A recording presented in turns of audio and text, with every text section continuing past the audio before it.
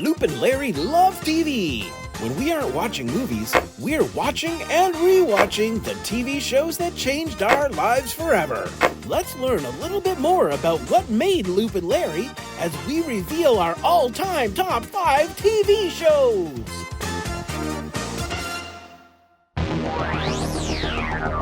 In a world filled with intergalactic space battles,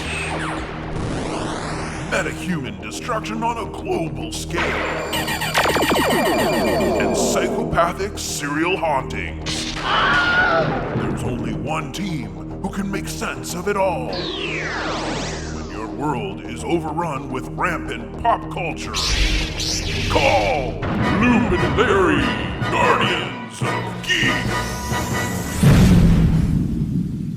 Oh yeah. This is our 75th explosion. I like to think of this as our 75th anniversary. It kind of is, yes. It's the 75th anniversry of our first show. It makes us sound like we've been around for a long time. Yeah, super long. You know the episodes that we've only been together for like 3 weeks. We've done 75 episodes, so that's amazing. So hey everybody, I'm Loop. And I'm Larry. And this is Guardians of Geek, and I'm still reeling from our last episode where we picked our 5 best movies of all time. Yep. And because now I'm regretting some of my choices because other movies have come to mind, and I'm like, oh, why didn't I put that in there? What? In fact, that happened right after we finished the episode. We were talking about, like, just off camera, the two of us were talking, and Luke brought up a couple of movies that I absolutely should have had on my list that I just forgot about. So these lists are, they're of the moment. They're of the moment. Yes, of the moment. So, and today we'll be doing our all-time top 5 TV shows, which we'll talk about that when I get to it. But I found this one almost even weirdly harder in a way. Like, it was very bizarre. But anyways, let's just, we'll go to Top Pop right now, and we'll talk just a few things before we get into that. So here it is, Top Pop. Hey kids, it's time for Loop and Larry's Totally Tubular Top Pop! All right, this is Top Pop, where we talk all things geek. That's in our world. It could be things happening now. It could be things that we're interested in going on. And I want to kick it off. There's a movie that came out this year, Madam Web. It's already been released, maybe like a week and a half ago to 2 weeks. I can't remember as of this taping.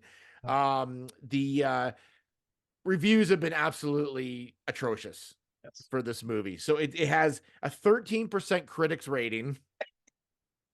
I feel bad. I actually feel bad for this movie, and a 56% audience score, which is actually way higher than I thought it would have been, considering how low the critic score is.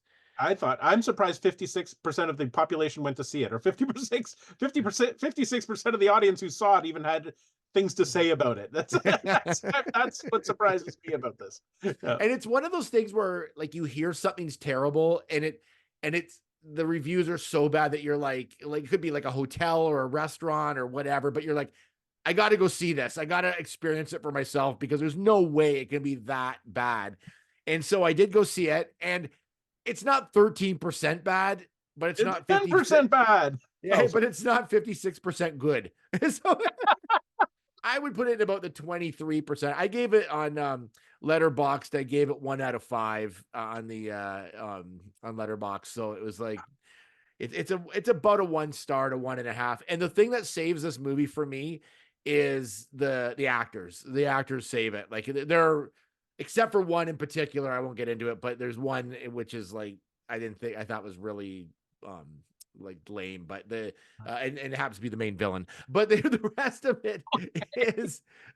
it's actually like the villain seemed to be in a whole different movie than everybody else, but but anyways, it's, I don't know, I can't even describe it, but this movie doesn't apparently take place it's in the Sony Spider-Verse, right? But I don't even know if it's even in that, like, so, because I saw an interview with Dakota Johnson, and she said it's not in any, it's its own thing. Well, I had read a bit about it, and what I had read was that apparently Peter Parker has been born in this movie. He's alive in this movie, but I guess I don't know if they mention him or I don't know why they would mention him if he's just been born. Like, I mean, but apparently Peter Parker does exist in this, somehow. this whole movie has a lot of questions, a lot of plot lines that you're like, what's going on? A lot of I didn't even like weird character choices that people do and things that are just outrageously weird and dumb. And it's like it's really hard to really find a lot in it. It's Is it the kind of movie that will become a cult classic after a while? it Like, people could, just- it could. Really? Because it's so bad. Is it like one of those so bad that it's good movies, or is it just so bad that it's just bad? It's Which one? so bad that it's like confusing. The kind of like confusion that you're like, why? Like what? Like this is, and then you walk out and you're just unsatisfied. And then it's also like, don't go by the trailer. Like you see everybody dressed up in their costumes. That is literally, and this is no lie, it's maybe a minute in full of the movie that you see them in actual costume. And you don't even know how, like that's not even explained. So I can't even explain it. Like it is so bizarre. Wow. It Wow. is.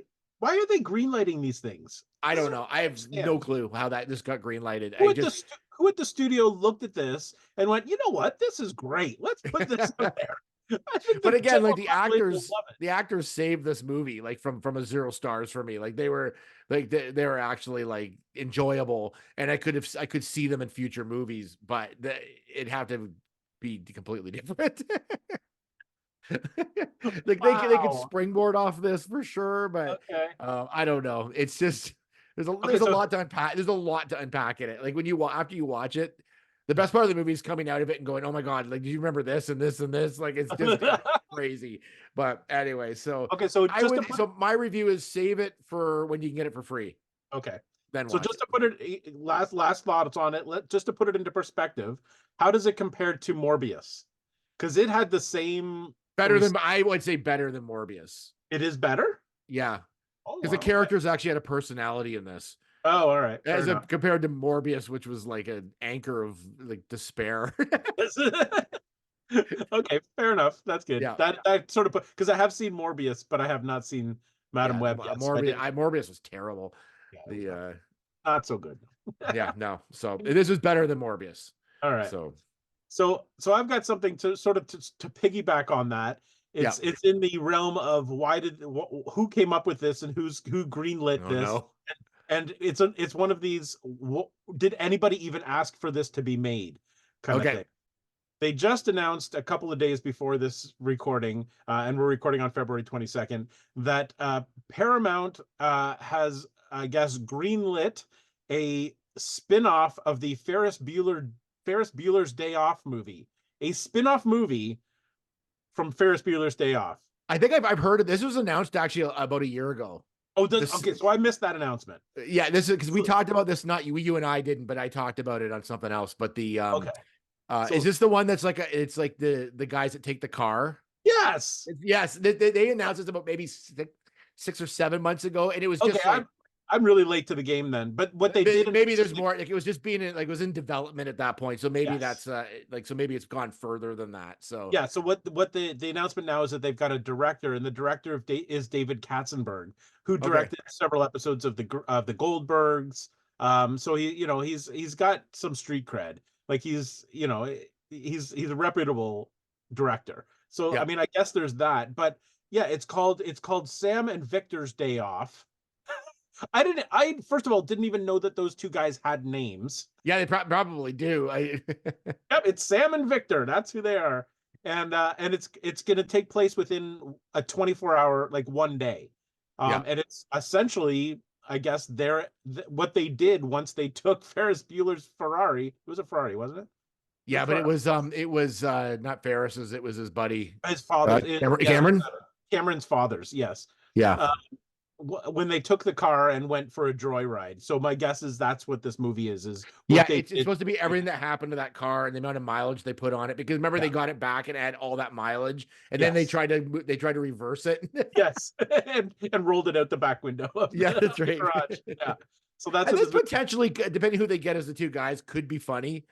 It could be, but it's one of those, like, first of all, I mean, it's two completely different guys. If they had done this the following year and could have used those same actors, that would have been pretty fun. But obviously, I mean, because that was 1986, so they're gonna have to get completely brand new people who I guess will look similar. So Yeah. it's one of those like, why? Like, why do we need to know that? Like, is that something we needed to know? What happened to the car? I kind of like the idea that we don't know what happened to the car. Yeah. They just I mean, went it off doesn't, what they that did. I wasn't a don't gap that I really needed filled, like of the know. movie. But I mean, it is, it's sort of a funny concept that someone thought of that, like Yeah, that it probably was in their brain long enough to think, what did happen to those guys? Like, and so, I mean, yeah. who knows? I mean, I'll give it the benefit of the doubt, but I I mean, have no idea. But anyway, so David Katzenberg is attached to direct. So it is moving forward as far as we know, but it's a head shaker. why are they doing this? I don't know. I It's don't. so funny, like what they'll just find in a movie to like make a sequel of, like, Yes. because I've seen prequels and sequels, but I've never seen like this is almost like a timeline off the same movie. Like this is happening Yeah. simultaneously as the movie's going on. It So literally is. Like you could watch Ferris Bueller and then pause at the scene when they take the car, pop the disc out, put in the new disc, and watch this movie, watch this adventure. Finish that movie, pop that disc back out, and then pop Ferris Bueller back yeah, in, yeah. continue it on. I will guarantee that some point in that movie, if they're smart, they'll end up driving into that parade, and you'll see Ferris in the background Oh, on one of the yes. floats.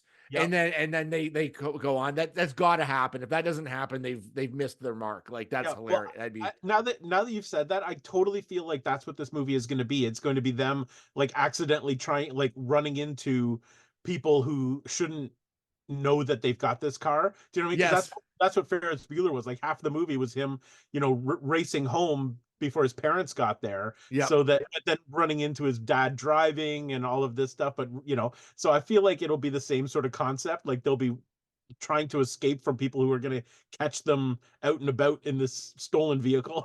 Yeah, or they'll get somehow in some sort of caper that's like Yeah. there'll be people chasing them and like and they'll get that just in time, like for Yeah. them to pick up the car. I totally feel like there's going to be a lot of throwback to that. Oh To the yeah, Ferris yeah, I don't know. Bueller. Now the more we talk about it, the more it kind of sounds kind of fun. I know. I'm totally into it. I can't wait for this thing. I'm first in line, baby. Okay, here we go. You easily turn Larry around on this Yep. one. It's like Doesn't first you're take like, I'm much. no way I'm seeing this. Now it's like, Yes. It's going to be my number one movie of the year. I guarantee it. Mark my words. oh no, not a mark my words. Yep. Absolutely.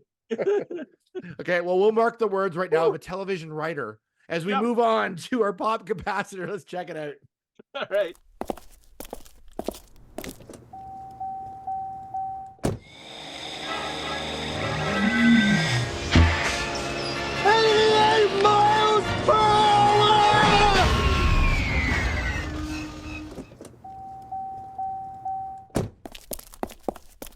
All right, this is the pop capacitor, and this week we did the top 5 movies of all time, our favorites, and now we're going to do the top 5 TV shows of all time.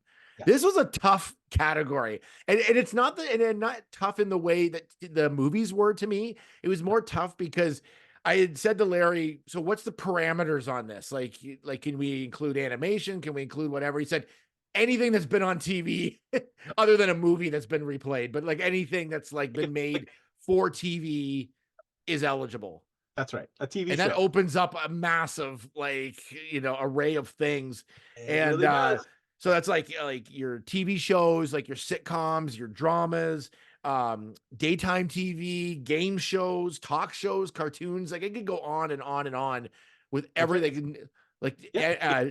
If you watched it on the TV screen, it counts. CNN shows, like Yes. anything goes. So it was all there for the pickings, but it was like it's a broad category for sure. So It is. so my qualifications again, I think you had sort of similar last time. The rewatchability on it. Yep. Which is tougher on this one because it's not like a movie that you can just sit down and watch in 2 hours. Some of these are like 10, 15 seasons in some cases, depending what you're watching. Yep. Do I think about it often? Do I own it? And I don't have to have all of these in order for this to qualify. Right. How has it affected my life or shaped me in some way? Yep. And I found this one again tougher than the others because like some shows start great, like let's say like a Walking Dead, then kind of go lamer as it goes more Yes. seasons. Yeah. Some of them just don't age well.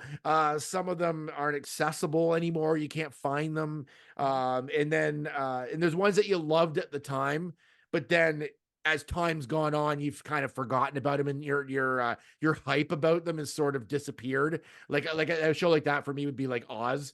Like I loved Oz when I was watching it, but now I'm like, it's just the hype of it's kind of missing now. So I don't know. Any other qualifications you threw in there? No, that's pretty much exactly what I had thought too. I mean, it really is. It's the shows that you revisit, like it's and that still hold up because we've Yeah. revisited a lot of TV in our lives that we grew up with, and I don't know how I can't even count how many times we've said, "Yeah, that's not nearly as good as I remember," and then you I know. up on it. So these are shows that, for us at least, still hold up, and we can still watch them and still enjoy them, no matter how many times we've seen them or how old they are or how new they are. Yeah. But yeah, that's really the qualifier. Is it a show that will you can you it's another one of those, if you're stranded on a desert island and you only have 5 TV shows to Yeah. watch, could you watch these shows over and over again? That's And where there's ones too that like again like that you're super excited about at the time, or maybe it's a show on right now that you're like, yeah, this is definitely going on there, but then like you got to put in perspective, in like 5 years are going to be like, oh yeah, that's not as good as I remembered it, or I'm just not as excited or hyped about it as I was at the time it was on. So it'll be interesting to see what's on our list. So we're going to do our top 5, and then we'll do a quick sort of like the rest of our top 10. We actually made a top 10 this week and then filled it. But again, these will change and move all around. So as I'm soon as already we get seeing. off, What's that? as soon as we get off camera and we talk to each other about other shows, we'll be like, "Oh, I should have added that one to my list." That's what's gonna happen. If you're watching us, there's a bunch of shows behind Larry. He's got like a kind of a collage of shows, and there's already ones on there. I'm like, oh, I should have put that on my list. No, it's crazy. Yeah. Okay, my list. I'll start off. My list is a little like all over the place, and it's not as traditional as some of the maybe you think. But I mean, these are all been on TV, and they're all shows that I love. So So we're starting with our number 5. number ending with 5. Okay, so this is So number 5. Loop's number 5. my number 5, Survivor, is my number 5 show, and it's like I know and you're like, how's a reality show in your top 5? But it's one of those shows that started in 2000, if you can believe it. It's moving now into season 46 That's is crazy. this year's. Yeah. And I haven't missed an episode. Like I've watched every episode. There's been 661 episodes of this show. I have not missed one. I own, I think, the first like 15 seasons, because they had like you could buy them at one point. Maybe even 20 seasons. I can't remember, but I was so into it, and it's one of those shows. And why I put this in here, it's one of those shows that when it comes back on, as much as it's been on a million times, I still get excited when it comes back on. Every time I'm like, oh, Survivor's back on. And I get excited about watching it. Like I can't always watch it the night of because I work an early shift, but the next day I'm always watch it right away. That's the first thing I do is I watch Survivor. Like I love it so much. And it's like, you got Jeff Probst. You can't go wrong with him as a host. It's like, there's just so many things about it. And I like the fact that it's just like, it's the perfect game. It's a perfect game show, I guess, is like that you've got all these people living together. It's like a microcosm of society. How are these people going to function? And it's always changing. It's always evolving. Like it used to be all about the survival. Like, everyone used to have like a special item and all this stuff. Now it's about like how you can interact with other people and how you just can, like, it's basically about you trying to keep off the voting block essentially, and how you do it. And how you can talk yourself out of things or into things. And I love that whole concept, and watching people just do whatever they have to do to survive. And it's still exciting to me. The end's still exciting. It's like, it's a perfect show that's just evolved into even more perfect shows. So that's why I threw it on there. And even when you get to the end of the show and you watch the episode, you still have to watch the next time on Survivor. And then they show the promo for the next show, and that's exciting too. So I don't know. That's why I had to put it on there. I was like debating on it, but I'm like, it's a show that I can't stop watching. I will go back and watch old seasons, even though I know who won, but it's fun to watch everything kind of work towards the winner as well. So they do have a rewatchability, surprisingly, even though the winner.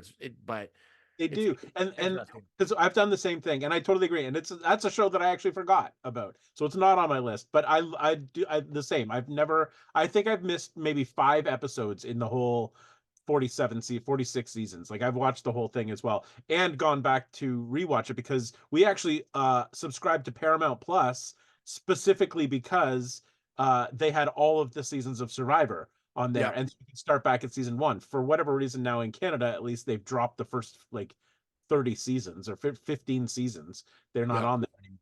But and so we did. So we went back and rewatched, and it's so fun to go back and rewatch those early seasons because they're so different from what they're doing now. Like Yeah, it's the not the same pacing's show every different. season. Even the way they shoot it's different. But Yes. the first few seasons are really like it's all based on how they survive. Like, Yes. we don't have food, and we have to find food, and we have to ration food. That's not even like an issue of it anymore. Like it's like they'll say they're hungry, but that's about all as far as it gets. Now it's about like Well, do you remember the the early episodes? One of the feature like moments in every season for the longest time was the weigh-in.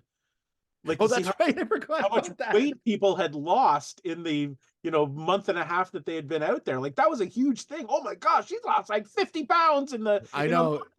And, so they can't do that anymore, obviously, and they haven't done that in a long time. But that was a big deal. Yeah. So yeah, it's cool to go back and 100%. I agree. And again, not a traditional show. It's one of the first, like, I guess, reality shows like that was of that style, that where people there was a bunch of people and people get eliminated, and like it was a different sort of game show format. I'm not sure if it was the first, but it was very close. It was the first one that got huge for sure. I'm gonna Like call it was massive. That's when it first debuted.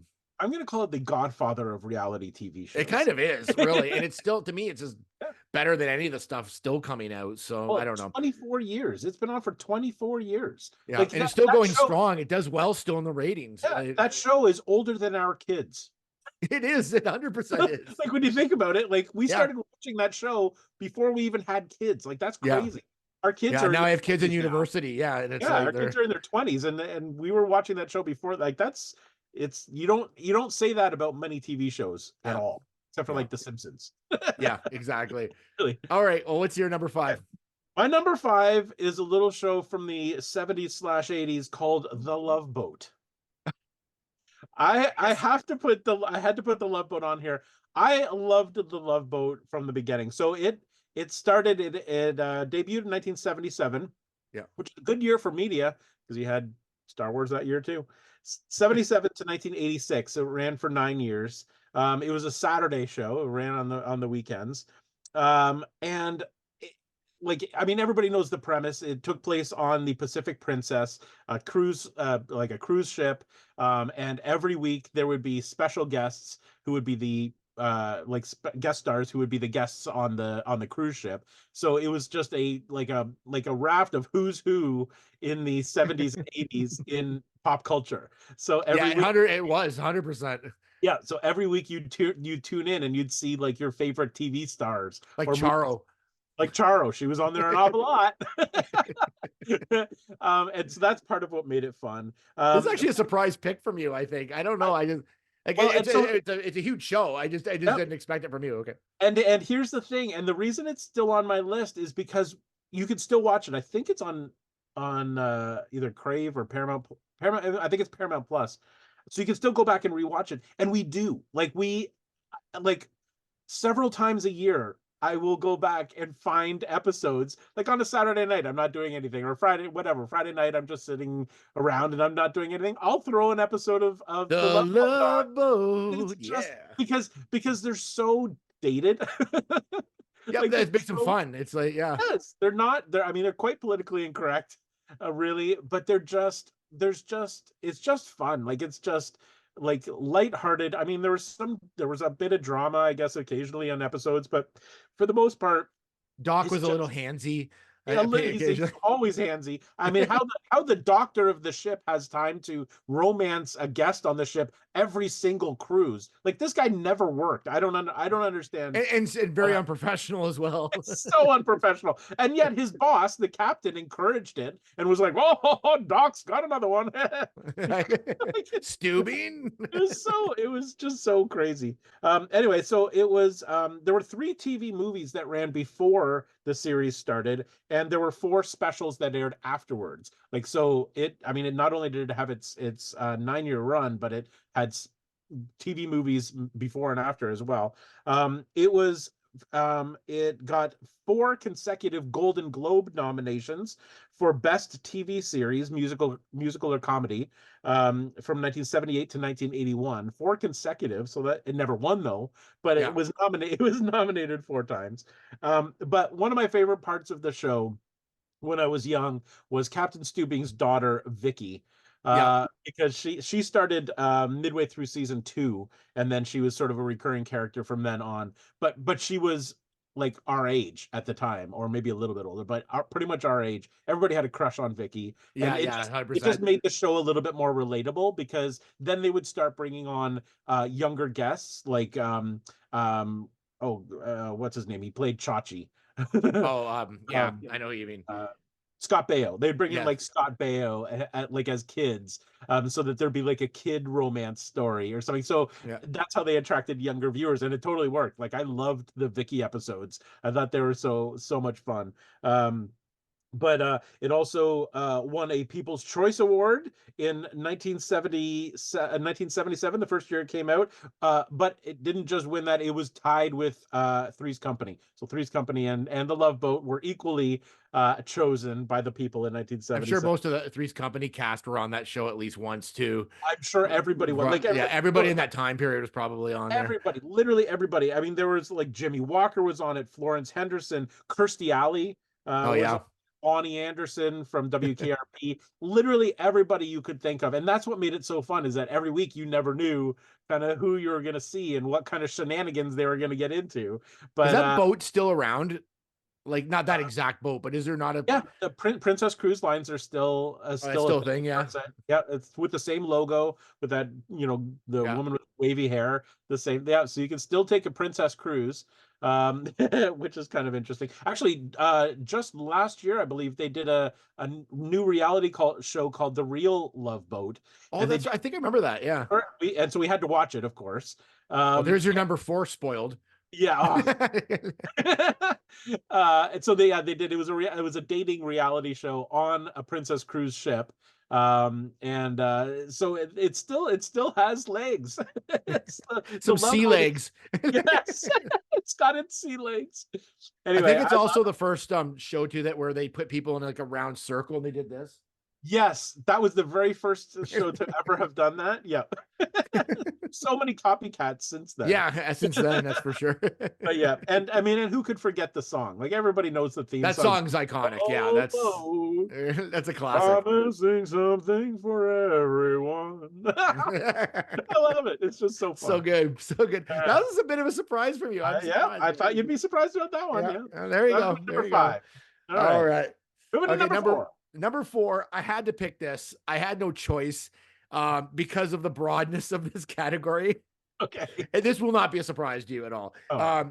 WWE Raw. Oh, It's the longest running episodic show, I think, of all time now. It's been going since 1993. okay. Every single Monday night. And it's from like 2 to 3 hours a show. It's been on for like ever. Like, and it's like, and because my love for wrestling, there's so many wrestling shows over the years, but it's like, it is the flagship show of WWE or WWF when it was WWF when it first started it. Hey, So, and then it changed to WWE later. So it's been on the longest of all of them, but I mean, obviously, like, I grew up on like WWF Superstars and Saturday Night's Main Event, but because of the longevity of the show, and I've put a lot of time into the show, yes. and I still watch the show. WWE Raw is like by far like the top one for me. I've always been a wrestling fan. I've talked about it before, and it's just, this show is like taped every Monday night. Gotta watch Raw the next day, see what happens, and That's awesome. That's awesome. So you've been watching that long before you had kids, before you were even married. You were watching. Yeah. Oh, that says something. I mean, that's definitely what qualifies a show to be on this list. Is these shows that you literally have built your life around. Yeah, right? it's like, and you build around it, and what you make sure that you somehow have the right channel to watch it. And interestingly enough, this year or next year, sorry, Raw, SmackDown, all the pay-per-views, everything they have moves to Netflix. I heard that. Yeah, so Netflix will be showing it live every single Monday night, and which is great because I can watch it from anywhere. Like Yes. I don't need to have a TV. I can like which is really groundbreaking. WWE's always been very groundbreaking. Like even the show to do a wrestling show live, like every single Monday night was groundbreaking at the time.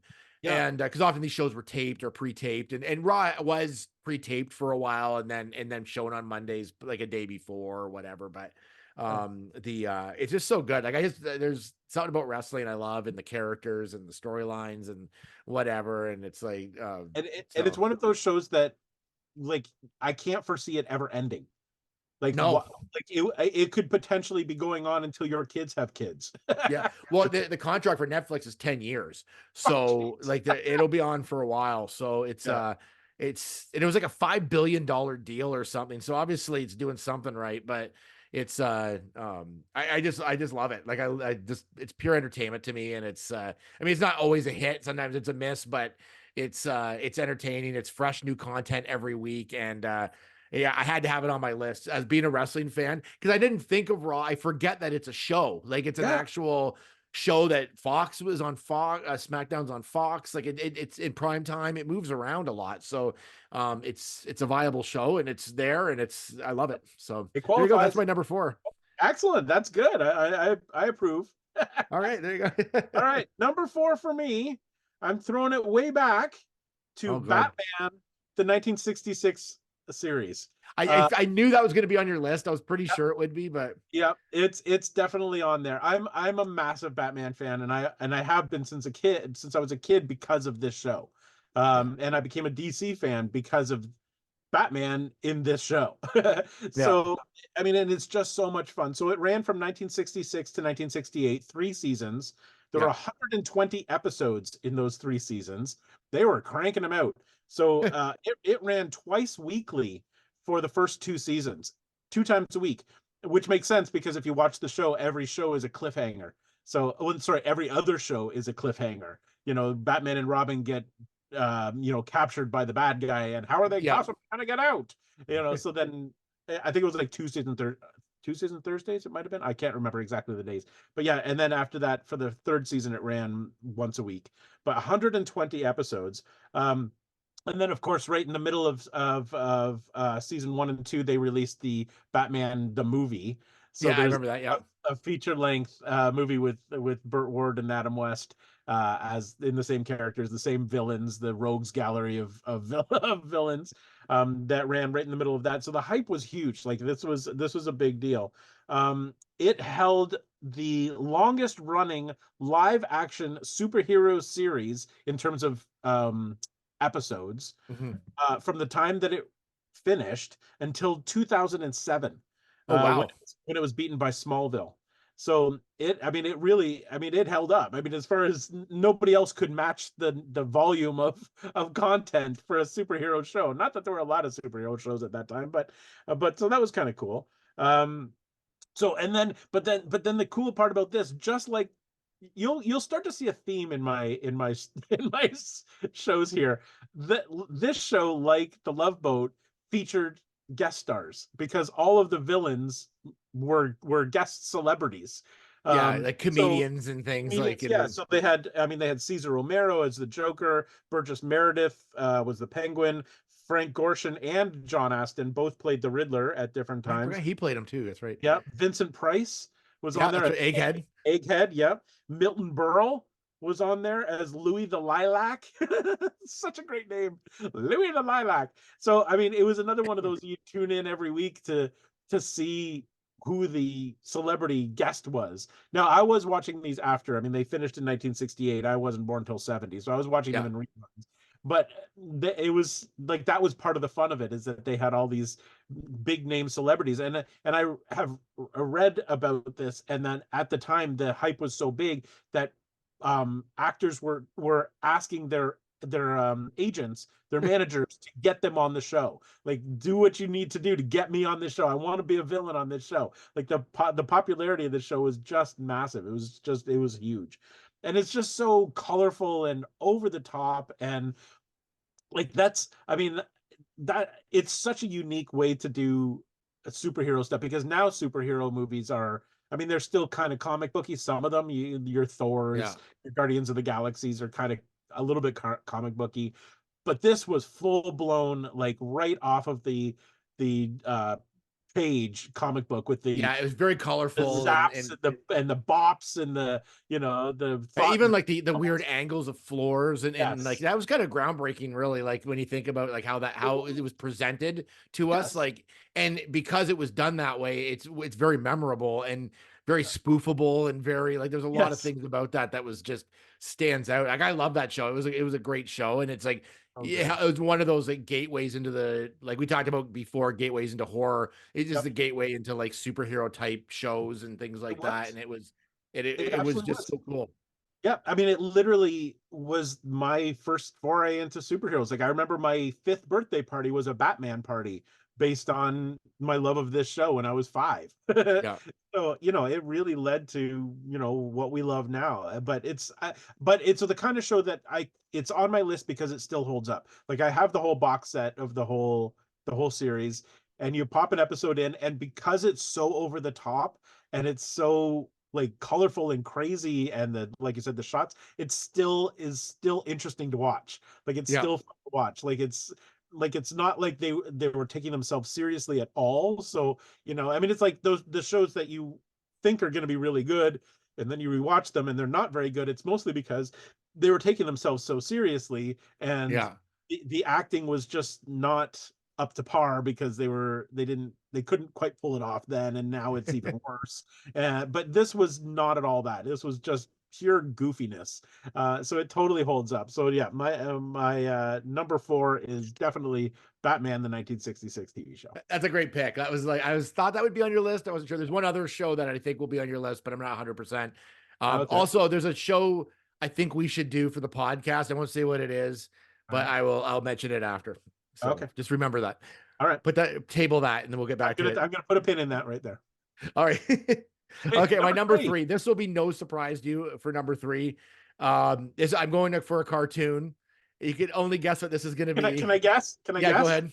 G.I. Joe. It is G.I. Joe. It is Yes. like real American hero. You can't go wrong with it. This Yep. show, honestly, like as Larry knows, I'm addicted to G.I. Joe. Even now, I've watched like all the episodes several times. I've got toys. I've got like a Cobra Commander helmet. I'm like, I just love. Cobra Commander tattoo. I've got like a Cobra tattoo on my one arm. Like I absolutely love it. Like it's just something about it. There's so many pieces of it, like the logos and the characters. And as you like if your theme's guest stars, my theme is shows with lots of characters and Yes. big personalities. Like wrestling has tons of personalities. Like G.I. Joe, everybody had a personality, like Stalker and Scarlet and like Hawk and Snake Eyes, and everybody was a thing. Like, so it's so much like wrestling, everybody sort of had their own thing that they did and Yes. specialized in. And wasn't there even crossover? Didn't Sergeant Slaughter become an actual wrestler? Yeah, from wrestling. He's Yeah. actually in the movie. Right. I think he might have been on the show for a bit too. I can't remember, but in the movie for sure he was in it. And he was Yeah. like a trainer of new like novice Joes. So it Yes. was like it was That's he's awesome. so awesome. So it ran from 83 to 86 and it had 95 episodes and a movie in 1987 as well. So it also had a movie along with it. It came out after the series was done. Yep. And it was just so outlandish. I just love the whole concept of this like special military force. And again, a show easily spoofed, a show that I've like drawn from different things. I wrote a play that was like based on kind of G.I. Joe-ish. There's so many things about it. They had lots of memorable moments. The animation was really good as well. But it had a lot of great moments like like Cobra had their own rock band called Cold Slither, which I think of it all more than I should. That's awesome. But I could like literally and the theme song, talk about good theme songs, like the theme song for G.I. Joe was killer. It just one of those shows that just has so many elements that like again the Cobra logo is so cool, like all the stuff that's like part of it. Plus for me, I love comics, so it had like a comic tie-in because it had its own comic. Larry Hama wrote it. He's still writing it today. Like, so it's still going. I still collect it. And it also had the toy line, which was like amazing too. It had a full toy line. Now the toy line had more Joes than the cartoon had, but Yes. and they got really weird too. They had like very odd, like there's a guy that just did videography. I can't remember what his name was. Like, it was Well, and he they had this giant have, video camera. Like it just they looks have to have so a stupid. production department in there Yeah, to yeah, I had a full like production department yeah, like apparently. The great internal training videos for the Joes, yeah. how to I'm clean your kind of weapon. hoping if they do a new Joe movie, they kind of take it a little less seriously, but I know it's going to be into the Transformer universe now. Right. So we'll see how it is. But I mean, there's so much material there for fun, and but it's just a great show. It's just one of those shows I can watch again and again, like a cartoon that I can just keep going back to. Yep. And it's a whole thing for me. Like it's like, but they have like Joe cons. Like there's like Yes. I'd never been to a full like GI Joe con before, but they look kind of cool. Like they look really fun. So You would that would be your like dream con. yeah, If it'd be fun. It'd be nothing cool but to GI see. Joes. Oh, you'd love it. I follow people that do costumes, and they have these wild costumes that look just like the cartoon. Like it's That's really it's quite a world when you really start digging into it. But anyways, number 3, GI Joe, Real American Hero, classic. Nice. All right, I'm going an entirely different direction for my number 3, and I put down Cheers. That was the other one I thought would be on your list. Yep, Cheers is definitely it's. I debated about this one whether this one should be number 3 or higher in my list Yeah. because it was like a defining TV series for me when it was on. It ran from 1982 to 1993. There were 275 episodes. Wow, that's crazy. 11 years that this show ran. Excuse me, and I probably joined it in probably its second year. I don't know if I was watching it in 82. I would have been like 11. But I started pretty early on, so I was with it for the duration, most of it. Of course, you had Sam, Diane, Carla, Norm, Cliff, Norm. Coach Ernie Pantuso. If you haven't watched it, it takes place in a bar in Boston. Bar was called Cheers. It was like below street level. You had to walk down the stairs and you go in, and it was just the antics that happened in this bar. And Sam was an ex-baseball professional baseball player who now owned this bar. And then he was a womanizer, so it was all early 80s womanizing and Oh yeah, of course. Like that stuff, was the stuff like that. But it was as successful as it became, it was almost canceled in its first season because it was ranked at almost the very bottom in the ratings for its first season. So it almost never came to be. Like it just did not. Yeah. But somebody saw something in it. Yeah. Somebody saw something in it and said, "Okay, let's give it another shot," and they did. And then after that, it had a top 10 rating in 8 of its 11 seasons. Wow. So it stayed right at the top. And it was nominated for Outstanding Comedy Series, all 11 seasons. For every season, it was nominated for the Outstanding Comedy Series. It earned 28 Emmys with a record 117 nominations. That's crazy. So, yeah, this show was a phenomenon. It really was. So it really bombed then, you're saying? Just completely. Yeah. The series finale, and this is what clinched it for me, which is, I mean, I was in love with the show all the way through, but the series finale, it's one of those, like you say, you think about it way more than you should. Yeah. That's the series finale of this show, and I don't want to talk too much about it because just in case somebody out there still is watching this thing, it was one of the most powerful finales I've ever watched. And I distinctly remember in 1993 changing my voicemail, remember, or not voicemail, well, it was an answering machine at the time, and you'd record your message on a tape on the answering machine.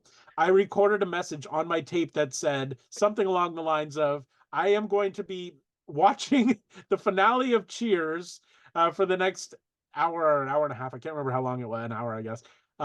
Please, don't interrupt me. It's not going to. But I actually played the music in the background for this Oh, tape it's a full production. Oh, it was a full production on my answering machine. because I did not want to be interrupted at all during this. And it's the only season finale or series finale that I bawled my eyes out. Like I was Yeah. literally, I watched it by myself. I didn't want to watch it with anybody else because I didn't want to get distracted. And I was just a mess. Like I was just a mess. And it's never happened before or since. Like I've never Yeah. gotten emotional like that. In any finale of any show, but this one, whoo! And I still, it's like I've watched that finale several times since, and it still gets me emotional. Like I'm not a blubbering mess like I was, but but it still gets me all emotional. And then I don't know how many people you have you watched Ted Lasso? I haven't seen Ted Lasso. No. Okay, so I'm not gonna spoil anything, but they make reference to in the finale of Ted Lasso, they make a very subtle reference to the finale of Cheers, and I lost it.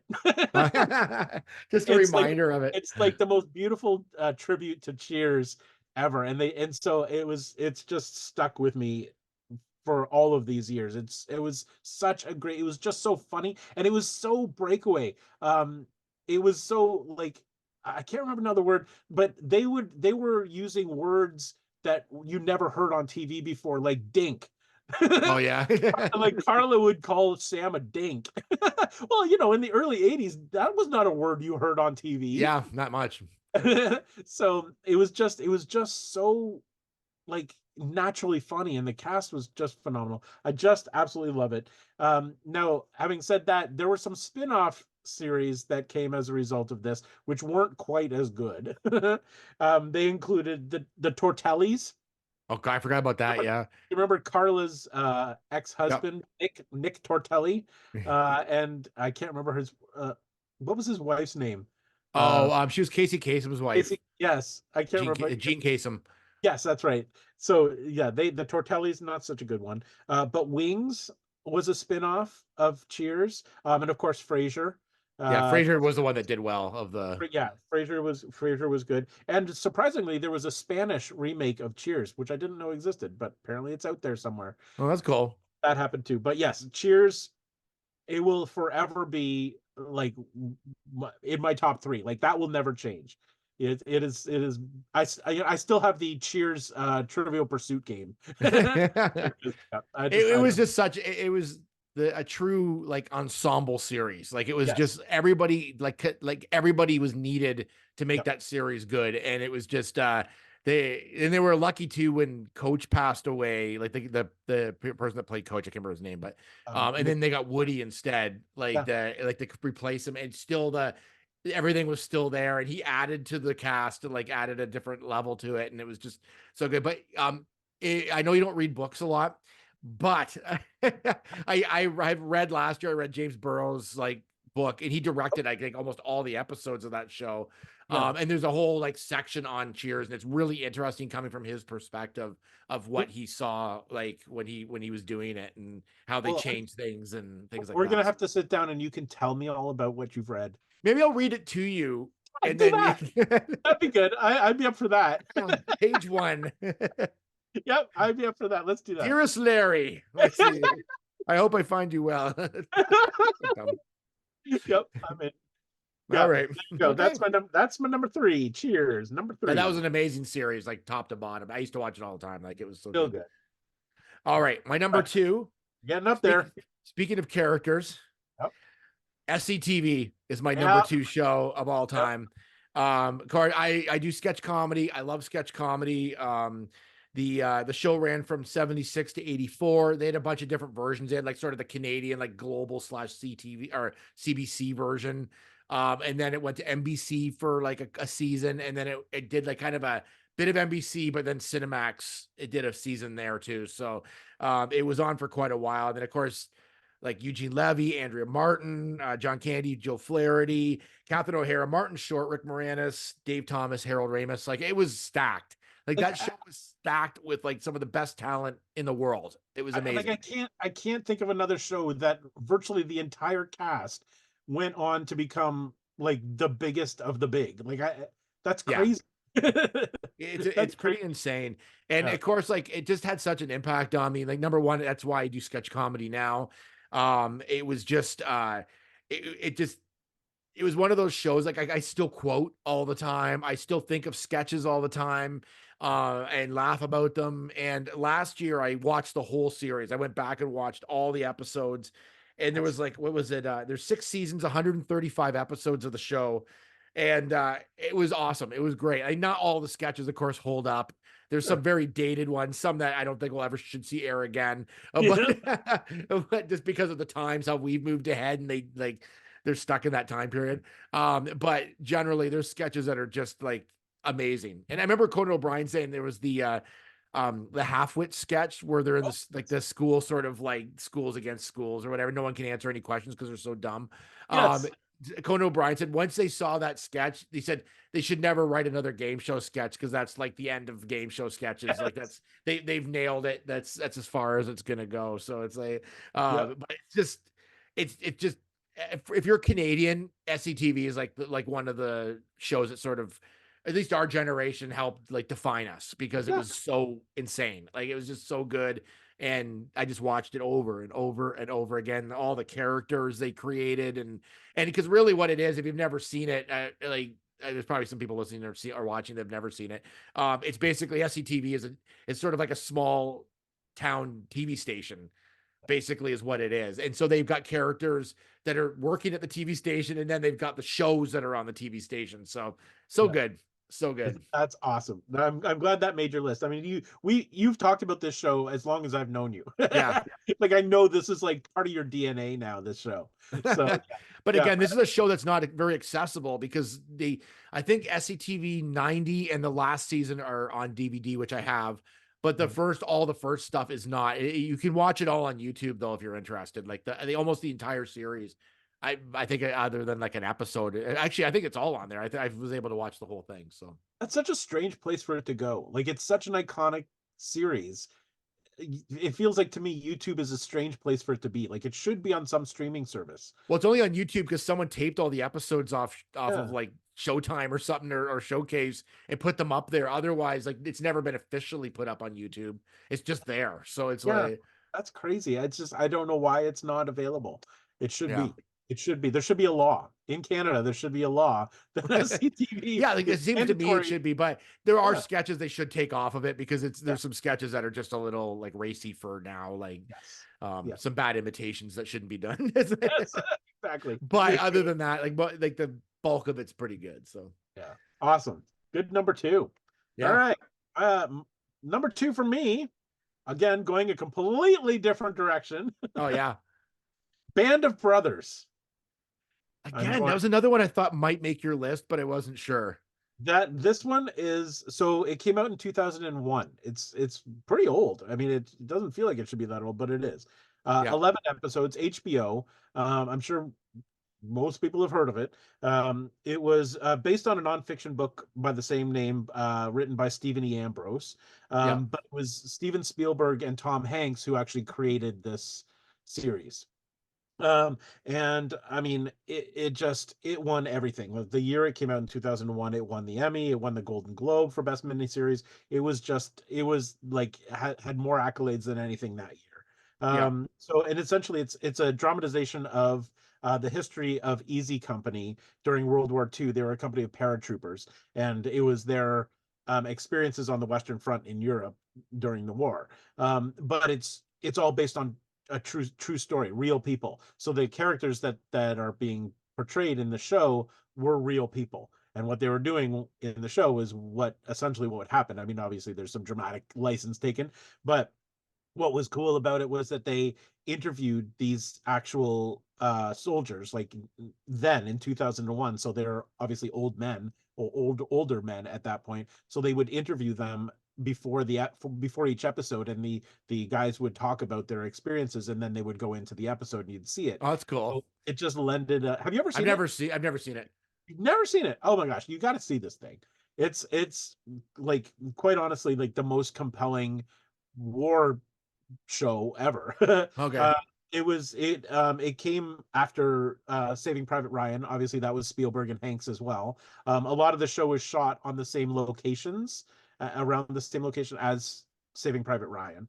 But they built the sets. At the time in 2001, it was the most expensive HBO show that had ever been created. It was $12.5 million per episode. Wow. Which I mean, it's still into. I mean, if you take with inflation, that's still pretty high. I mean, You're almost in Game of Thrones area with those. it literally is. If you adjust that number for inflation, I bet you it'd be pretty close. I didn't actually do that. I Yep. should. It'd be pretty close to Game of Thrones level. So they spent a lot of money on this. But it also, the other interesting thing about it is that it didn't necessarily launch careers, but it had a lot of sort of young actors at the start of their careers. So Scott Grimes was in it. Ron Livingston was in it. David Schwimmer had a Yep. pretty major role in it. Donnie Wahlberg, Jimmy Fallon played a character in it for a while. He was a small character. Tom Hardy played a small character in it. So there were a lot of really big names that were associated with this thing too. But it was just it's just really cool. That's so cool. And it's so authentic. Like that was part of the thing, is that they tried to make it as absolutely authentic as Yeah. possible. So the weapons they used, they rebuilt the towns that the fighting happened in, and they look like street for street the way these towns looked. So it's as authentic an experience. I mean, you've seen Saving Private Ryan. Have you Yes, I've seen that. Okay. So it's like that. It's that quality, like that level of realism, but for 11 hours. Yeah, So I it's know why I never watched. I'm not really big into war movies and yeah, things, so that's probably why I've never watched it. But but I should watch it at some point because I've just never seen it. I think you should. So the reason it made my list is because I watch it every year. I've Yeah. literally watched it every year since 2001 Oh around wow. in Canada and around Remembrance Day, like in Yeah. November. I've watched it every year, so I've seen it 23 times, I guess. Oh wow, that's awesome. Yeah, I It make is a point cool. of watching it every year. So, and I will continue to, because I just have that much of a connection to it. And it's just that good. So yeah, that made number 2 for me, because it will be a part of my TV watching experience for as long as I'm around. Yeah, I will continue watching it. So that's why it that's made number. awesome. That's a great pick. That's there we are. All right, the big All number right, my number one. Here we go. This is the only show on my list that's an actual real show. It's of these top 5, Oh, like as interesting. far as like an actual scripted like show. Again, a show with like kind of outrageous characters. A show that I think you should be able to guess this one. It should be pretty easy. Once I say it, you'll be like, yeah, there's no doubt that's your top show. I was almost. You said it was a scripted real TV show. I was gonna say In Living Color, but No, I no, don't no, think that's it. Okay, no. nope. I give up. Twin Peaks. Oh, right, of course, Like that's yes. my number one show of all time. Again, it's got a movie attached to it, Fire Walk with Me, which I almost put in my top 5 movies, but because I was doing the TV show, I don't know if it's, even though it is a separate actual real movie, Yeah, it's to me it's part of the show. It's ingrained into the show because that makes sense. it's because it's all part of it and like a piece of it and a piece of the storyline. So created by David Lynch and Mark Frost. It lasted 2 seasons. Then in 2017 they brought it back for another, like it's called The Return, for another 18 episodes, which were like an hour long, over an hour long. So it was actually almost as long as the original series, like in a way, like it was like pretty close. Great characters. The town itself's almost a character. They had this great mystery of who killed Laura Palmer. It was just so much in it that was like, you got the supernatural, you got the quirkiness of everybody. And then there's some seriousness in it, like some kind of like dark sort of undertone of the whole show. Series was more quirky than with dark parts, but way more quirky than the movie was. The movie was like crazy. Again, and then the new series, some quirky, but again, way more dark, like than the series was as well. So it's and like iconic sort of music in it, and like the theme song, and I don't know. Did you watch it when it was on? No, I didn't watch it when it was on, and I've never watched the whole thing. I'm not as big a David Lynch fan as you are.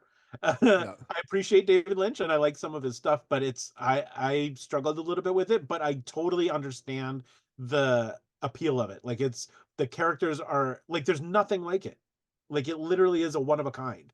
Yeah. Like the characters that they've come up with and just the all the like the backwards talking and all of that, it's just so weird. Like it is, there's never been anything like it. And I distinctly remember when it came out, there was a what year did it come out? It came out in 90. When did it come out actually? 1990. 90, yeah. So we had friends, my parent, like a dinner party at my house with my parents and my parents' friends.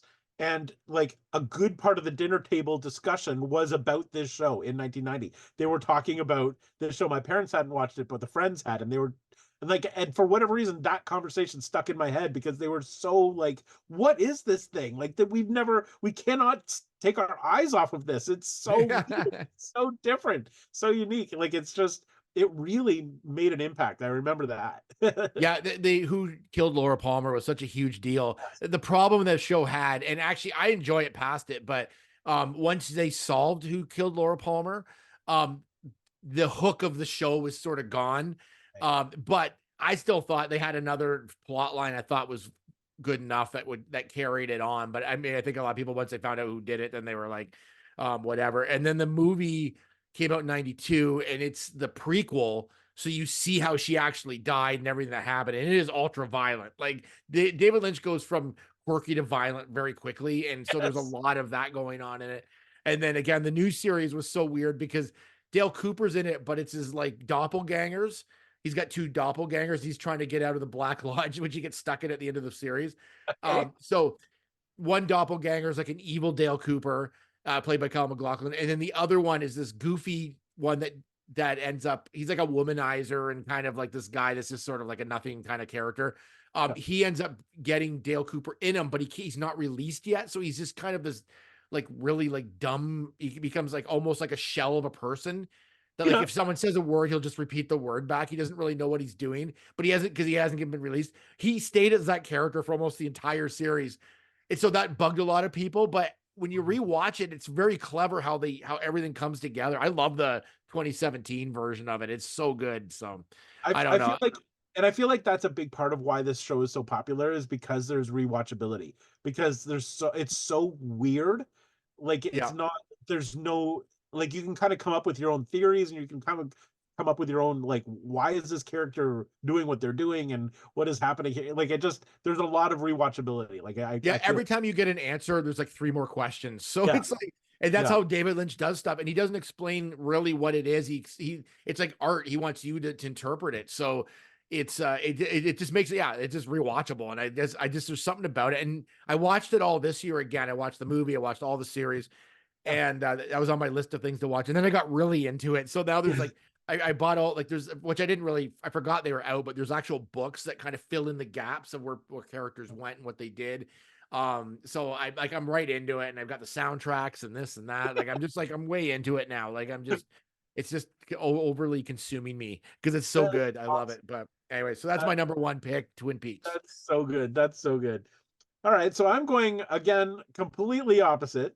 It is a scripted show, not quirky characters, but super fun, nice characters in a show called The Brady Bunch. Oh yeah. The Brady Bunch made my number one. It's just I mean, there's not even that much we need to say about it because everybody knows The Brady Bunch. Yeah. It's just so, and the Christmas special. Special. We do know a lot about the Christmas. That is not in your number one. No, I'm gonna mention it again here. Okay. Because but it's one of those shows that if you're having a bad day, you can put it on and just be happy. Like it's just the most benign series that was ever created. Like it's just so lighthearted. Even their sort of dramatic scenes, like they're dramatic episodes, like where Carol loses her voice right before the Christmas concert. Oh yeah, yeah. That was so sad, and poor little Cindy was so sad, and she, asked Santa to bring her mom's voice back. That's all she wanted for Christmas. But it's so like light, like it's so, there's no drama, there's no conflict, there's no, it's just fun, and it's kind of like the world we all want to live in, like just easy. It's just, Yeah. it was just easy to be a Brady. And it's colorful, and the music is fun and light, and it's just, it didn't have a bad character until the latter half of season 5. So it ran from 1967 to 74. Yep. There were 5 seasons, 117 episodes. So everybody loved everybody until midway through season 5, which was the last season, when they decided to add Cousin Oliver. I will say right now that Cousin Oliver was terrible, but a lot of those sitcoms at the time, especially in the 80s, like whenever a show started going downhill, Family Ties, whatever it was, Different Strokes, they always added a kid actor to try to spice up the series. And I don't know why someone thought that was a great idea. Cosby Show did it as well. Like, I don't know if they thought, oh, little kids saying like funny things is like, but it was terrible. Like, was. And interestingly enough, in the industry, that is actually now referred to as the Cousin Oliver. So it's like jump the shark, when in Happy Days they jump the shark, and now that's become a term. Cousin Oliver is an actual term that they use in the industry. They even did it on Happy Days. Didn't Fonzie have a nephew or something? Yes, that was well, I mean, Chachi's in there, but I think there was some other kid too. They all did it. Like everybody did. Everybody was adding different strokes. Danny Cooks. I mean, I think Danny Cooksey survived in TV by being like the add-on kid in shows. But it was actually referred to as the Cousin Oliver. Oh, they've Cousin Oliver that show. So they brought him in. The thing I'd forgotten, because I haven't watched those episodes a lot lately, but I forgot that the reason he came there was because his parents flew off to South America and abandoned him. They abandoned him with the Brady's, because they like just decided to take off to South America and leave their kid behind. So now when you think about that, you're like, geez, this poor kid was just abandoned by his parents. Pretty dark, actually. It's really dark. Like, that's not a happy story. That's not a good thing. No, but for some reason you think you find it's okay if it happens to him because he's so irritating. So you deserve it. All right. Yeah, they kind of well, you can see why his parents left him. Like, I know, I would too, actually. Yeah, we can't take this kid anymore. The car couldn't squeal fast enough if he was my kid. Like, but the real reason that they brought him in there was because they wanted to fill the gap in age, because the kids were starting to age out. Like, Bobby were like 12 years old at that point near the end of season 5, so they wanted to bring in somebody younger to fill in that age gap and keep the young. So that's why they brought him in. But I think the story they gave him, that he was abandoned by his parents who went off to South America, I think that was a little much. But but anyway, so that's what happened. And quite interestingly, not long after, he was only in, I think, 6 episodes, and then the show was canceled. Yeah. So he was the downfall of that. But it's pretty terrible. But what's kind of interesting is the spin-offs. Like we've talked about the spin-off with the movies. I'm getting a list here, because I don't know if everybody is aware of how many spin-offs there were. They were so popular. They had so many. Yeah. So many. So here they are. The Brady Bunch Hour. So the show itself ended in 1974. So the Brady Bunch Hour was from 76 to 77. The Brady Girls Get Married was 1981. The Brady Brides. Then the Brady Brides was also in 81. Then the Very Brady Christmas, that was 88. Then the Brady's was in 1990. Then the Brady Bunch movie. Now, it wasn't the same characters, but it kept going like a spoof. Like it was like a spoof of it. Yeah, that was 1995, followed by the sequel, A Very Brady Sequel, which was 96. But then they made, and I somehow totally missed this, the Brady Bunch in the White House. That was a TV movie. That's why. In 2002. Yeah. So in 2002, they were still They had a doing. cartoon as well on top of all that. They did the Brady Kids, I think it was called.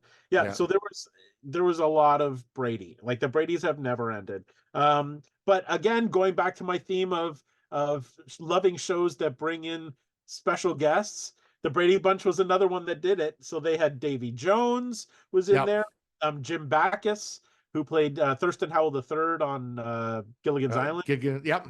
He was in there. Don Ho, Imogene Coca, Joe Namath, Vincent Price. I had totally forgotten that Vincent Price was on there. He played Professor Herbert Whitehead, who was in both of the Hawaii episodes, and kidnapped the boys and held Oh, them that's hostage. right. I forgot about that. Yeah. Yeah. So Vincent Price was in there, and interestingly enough, and I didn't realize this, Rita Wilson, who is Tom Hanks's wife, Yep.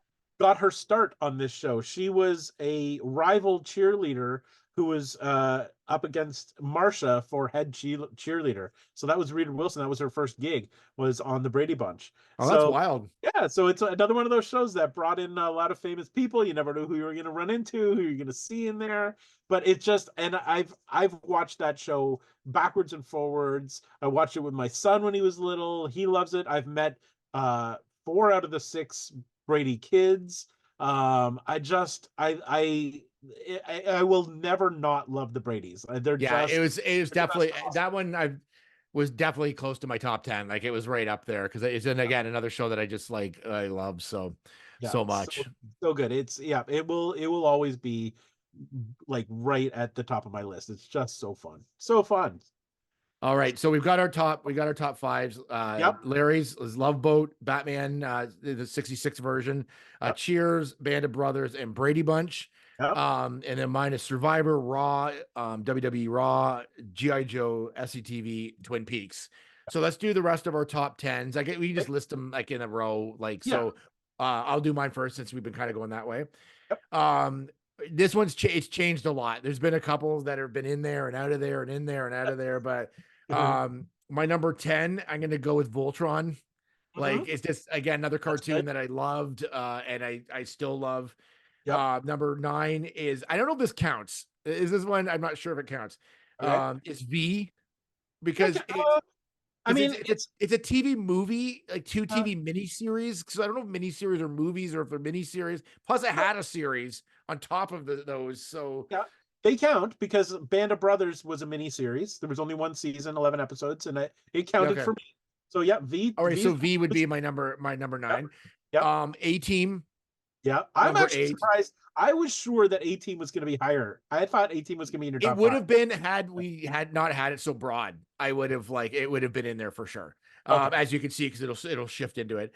Number 7, Sopranos. Oh yes, good one. Yeah, so that one was very close to getting in there. Yeah. And my number 6 will be a bit of, it's not really a surprise, but it's Arrested Development is my number 6, because I don't know what it is about that show. I think it's brilliantly written. There's like callbacks. It's like, again, a great ensemble cast. That's like, that is so much rewatchability to me. Yeah. So anyways, that's my number 6. Excellent. Those are all solid. I would watch any of those series any day of the week. So good job on that. All right. So I'm going to go. So number 10 for me, I put in Parks and Rec. Oh yeah. That's a great show. I love it. And I still go back and rewatch it, and it still holds up, and it's very, very funny. Number 9 for me, Game of Thrones. I was surprised that wasn't in your top 5, but and that one actually, the only reason it's not is because I haven't really gone back and rewatched it. I watched every episode at least 3 times when it was on. So technically, I guess I've watched it 3 times. But since it ended, I don't think I've actually gone back and rewatched it. I mean, House of Dragons has been on, so it kind of filled the gap. But so I haven't really gone back. So it didn't. That's why it didn't make my top 5. Okay. That was number 9. Number 8 is That's Incredible. Oh yeah, that's great. Remember That's Incredible? Yeah.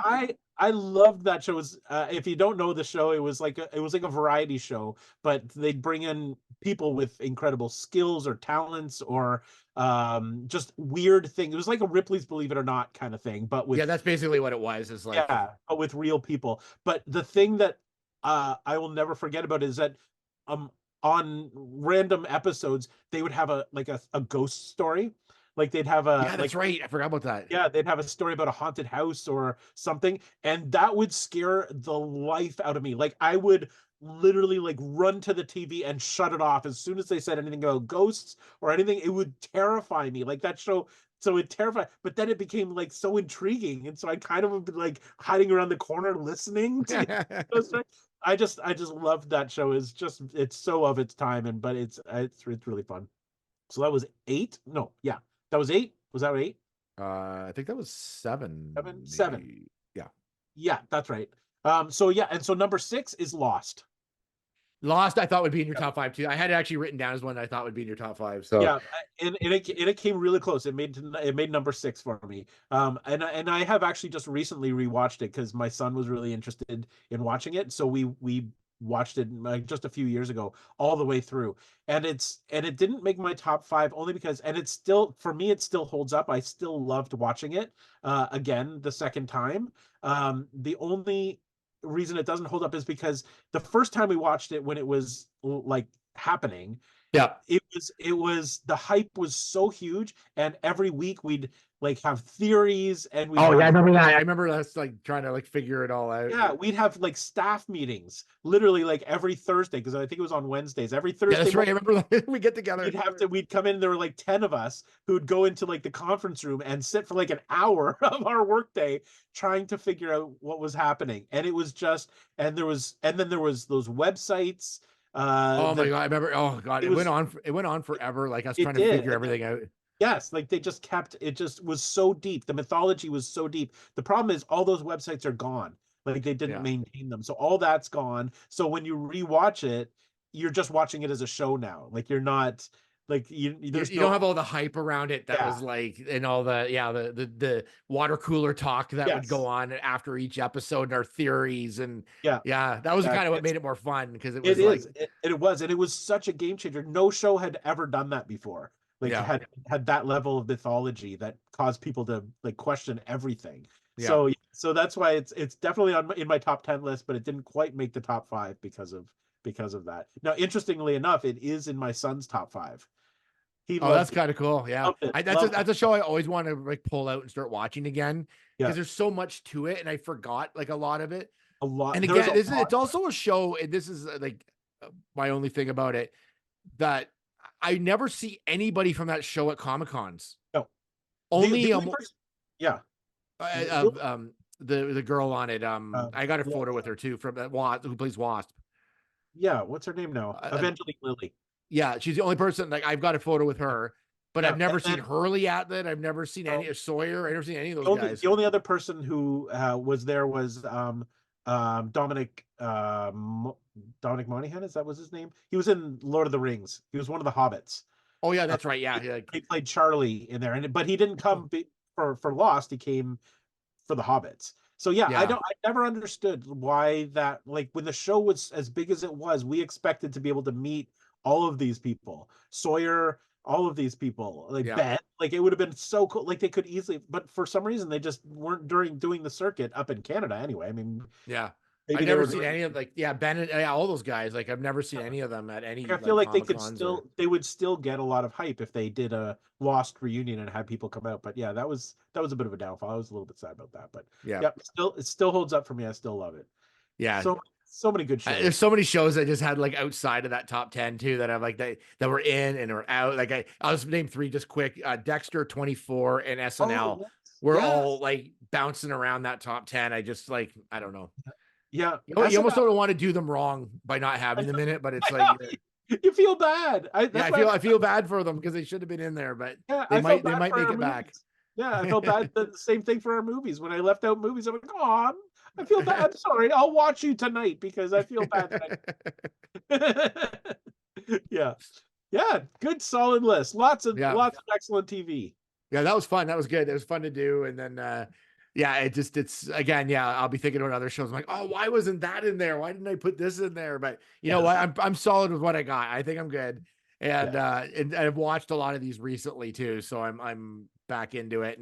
But again, like some of them are hard because there's so many episodes. It takes forever to get through like a Lost or whatever. But it is worth it once a year to kind of take a show like that off the shelf and just start plowing through it. Like it's a lot of fun to do. Like Twin Peaks this year, I just went and started watching it, and then I started doing multiple episodes. I was just gonna do one a day, and then it became like 3 a day, and it was like it just became addictive. So, but it's always a lot of fun to kind of pull something old off the shelf and commit to it for a season or whatever. So, but anyways, I mean, and these, like we said, these are the ones that hold up, because we've tried this before. We tried it with like Knight Rider and Buck Rogers, and there were, you know, really good shows that we loved, and some of those shows don't quite hold up. yeah, no, it's like Another one that almost made my list because I loved it so much, but then I remembered when I rewatched it, it didn't hold up, was Chips. I yeah, love that show, but it's not as easy to get through now as it was back then. because they're like every episode, like they don't connect those old episodes, so they're just sort of like each one's a separate thing. But yeah, it's so much fun. It's so good. But anyways, we'll leave it at that. There's our TV. Now I can actually like sleep again at night because it was very stressful to do both the movie and the TV versions of this. And maybe next year we'll do another top 5 of something. We'll see how it goes.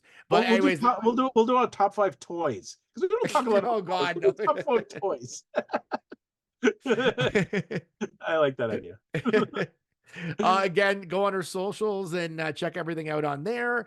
And when obviously when we're on there, you'll see if we have a new show coming out or whatever. We always have like a promo or whatever. I want to give a shout out. Our next episode is a very special episode. We have a guest. That's right. Yep. Panelist for our next episode, who is. Sorry. I was gonna say, are the next episode that one, or will it be Oscars?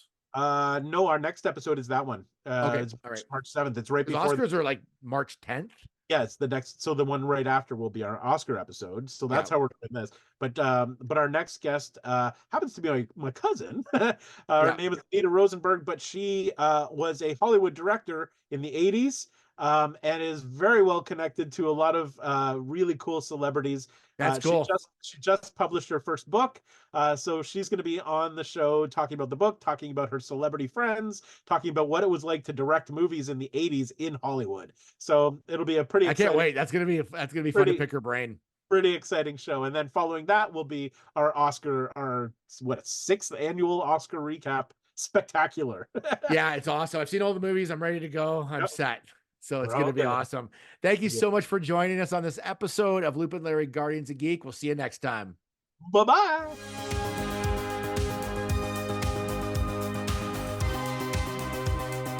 Produced by Matthew C. Loop and Lawrence Simner.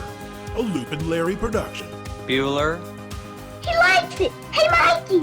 Bueller. Bad news. Fog is getting thicker. And Leon's getting larger. Inconceivable. Brian's right. It's an elf. Wax on. Does Barry Manilow know that you raid his wardrobe? Oh, Captain, my captain. Life moves pretty fast. You don't stop and look around once in a while, you could miss it. Wax off.